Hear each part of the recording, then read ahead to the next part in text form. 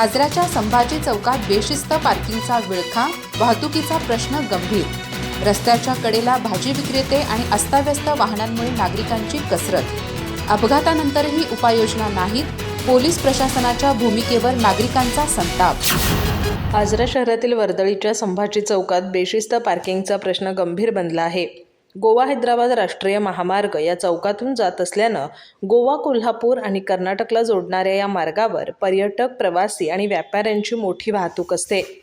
मात्र चौक परिसरात फिरते भाजी विक्रेते आणि वाहन चालकांकडून अस्ताव्यस्तपणे वाहने उभी केली जात असल्यानं वाहतुकीला अडथळा निर्माण होतोय.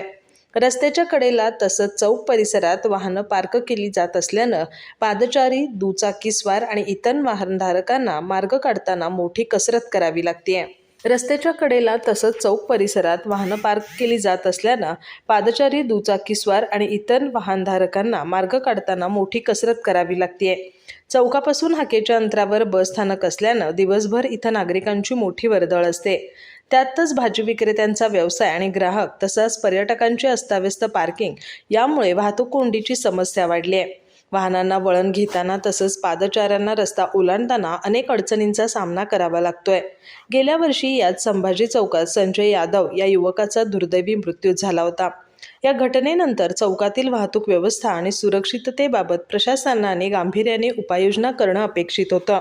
मात्र सध्या पुन्हा बेशिस्त पार्किंगचा प्रश्न ऐरणीवर आलाय.